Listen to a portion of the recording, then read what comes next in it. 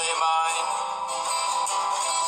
32 compañeros are with me,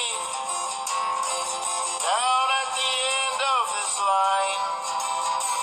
We sweat where the sun never shines, in the land where copper is king, buried way down in the mine. We wait and we hope and we sing. Go tell my sweetheart I love her, give her this letter I write. God only knows if we'll make it out of this dark endless night. With your kind attention a song I will thrill. All you must toil with the pick and the drill, and sweat for your bread in that hole in Oak Hill that goes down, down, down. When I was a boy, said my daddy to me, stay out of the mines, take my warning, said he, or with dust you'll be choked and a pauper you'll be broken down, down, down. But I went to Oak Hill and I asked for a job, a mule for to drive or a gangway to rob. The boss said, come out, Bill, and follow the mob that goes down, down, down.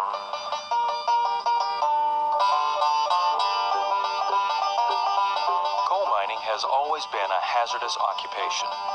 From the beginnings of the industry, coal miners have faced dangers from roof falls, haulage equipment, machinery, explosions of gas and dust, blasting, fires, and floods.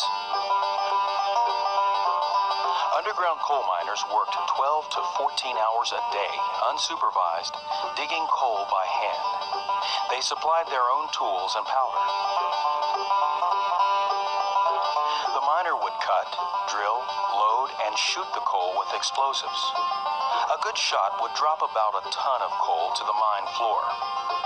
The miner then separated rock and slate from the coal and loaded the clean coal by hand into mine cars. The cars were gathered into trips and transported to the surface. The coal was processed on the surface and then loaded into railroad cars or onto barges for shipment to market. The average coal miner in Appalachia in 1900 produced a little over 1,100 tons of coal. His pay was about $42 per month, often less, because he was paid by the tons of coal he loaded and because of deductions for rent, powder, food, and other expenses. Underground coal miners worked with little or no supervision. They were responsible for production and for safety.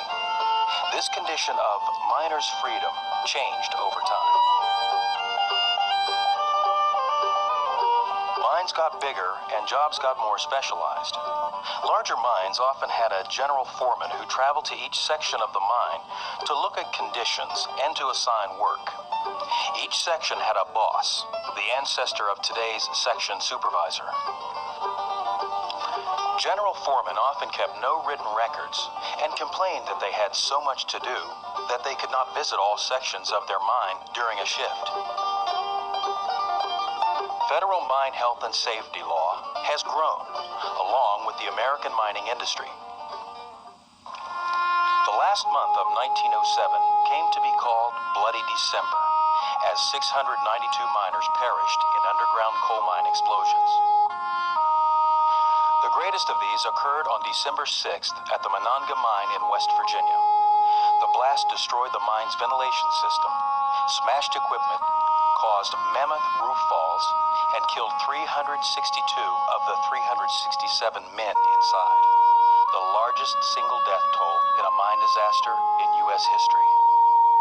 The loss of life in these disasters, especially because they occurred in what had been thought of as safe mines, directed national attention to coal mine explosions and produced an outcry for federal safety legislation. In 1910, Congress passed Public Law 719 to establish the Bureau of Mines. Joseph A. Holmes was the Bureau's first director. Much Much of the Bureau's efforts focused on finding ways to prevent coal mine explosions. Bureau personnel also conducted first aid and mine rescue training and provided assistance at accident sites. From the earliest days of mining, the search has continued to find ways to safely and efficiently mine ever larger amounts of coal. American mines began to mechanize after the development of the steam engine. Electricity began to be used in underground coal mines between 1880 and 1900. Early mining machines, such as undercutting machines and drills, duplicated the steps of hand loading. The big problem, however, was trying to find a way to rapidly load and move coal after it had been mined. By the 1920s, companies had developed combination cutting and loading machines. Conveyors, first used in 1902, rapidly found favor in underground coal mines. Other machines were developed to carry coal to the belt line. By the 1940s, mining engineers were seriously looking at machines that could combine cutting, loading, and transportation of coal. This was the continuous miner, and by 1948, machines were available that could cut coal from a seam at approximately 5 tons per minute. Continuous miners were widely adopted in the late 1950s and early 1960s. Longwall mining was first tried in the late 1890s, but it was not until roughly World War I that interest revived in this mining system. These machines had many of the same features of today's longwalls, only they were smaller.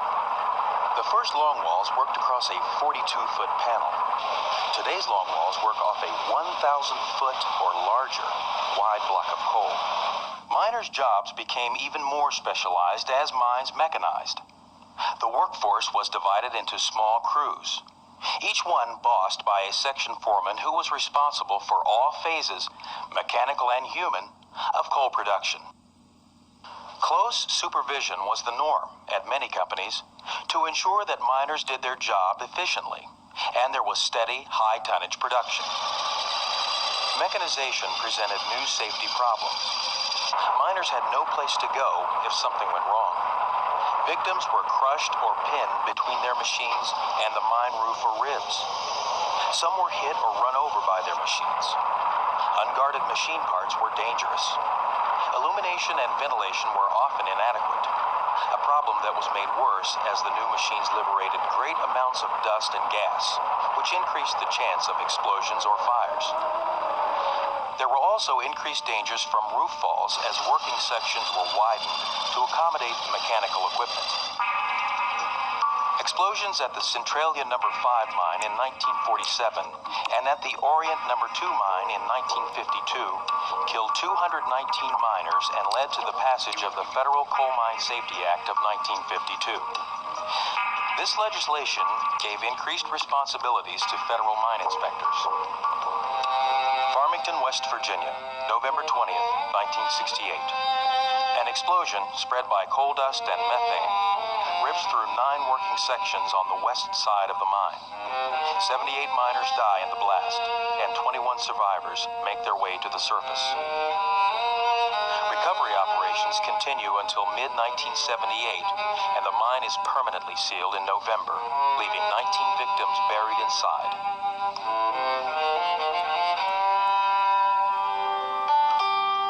Congress moved quickly to pass the Federal Coal Mine Health and Safety Act of 1969, a comprehensive piece of legislation based on the belief that the first priority and concern of all in the coal mining industry must be the health and safety of its most precious resource, the miner. The Sunshine Mine, a metal-non-metal operation near Kellogg, Idaho, caught fire on May 2nd, 1972. Carbon monoxide and smoke killed 91 miners who were working inside. 81 others were evacuated from the mine, and 2 more men were rescued a week later. The Federal Mine Health and Safety Act of 1977 combined coal and metal-non-metal mine health and safety law into one piece of legislation, the law that is on the books today. America's coal mines produce more coal than ever with fewer miners. Our nation's miners operate sophisticated machinery and equipment to safely mine coal in conditions that are often very difficult. What lies ahead? Safety problems continue to be addressed. Concern about safety is reflected in machine design, safety features, ventilation, illumination, dust suppression, gas detection, and many other devices and appliances designed to support mine roof and protect the miner. Technology, safety, and health will continue to go hand in hand in the underground coal mining industry, where issues such as deep cut mining, remote control equipment, mine-wide monitoring, noise, air quality, and application of diesel equipment in underground operations occupy our attention. What about the supervisor? You're right if you think that a supervisor today has to be a manager, not just a boss. Modern supervisors have to know how to train miners to do their work safely and efficiently.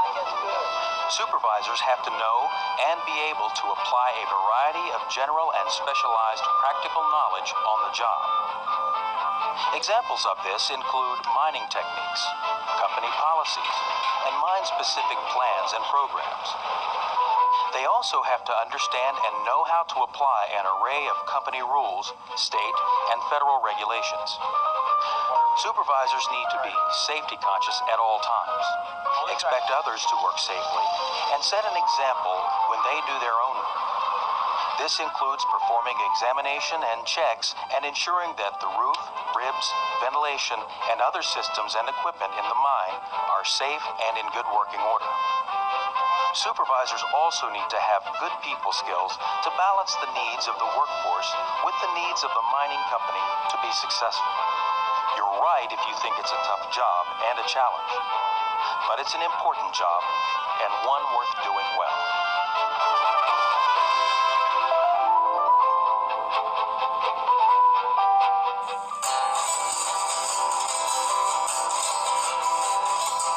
Estoy Frank Lobos Ramirez. I work in the San Jose mine. 32 compañeros are with me. Down at the end of this line, we sweat where the sun never shines. In the land where copper is king, buried way down in the mine, we wait and we hope and we sing. Go tell my sweetheart I love her. Give her this letter I write. God only knows if we'll make it out of this dark endless night. God only knows if we'll make it out of this dark endless night. 10 years I've been driving this tunnel, loading the rich copper ore to make the bright metal we treasure and count up my wages once more. The company suppressed all the warnings. Miners have died here, it's true. They said it was safe to continue. It depends on your point of view. Go tell my sweetheart I love her.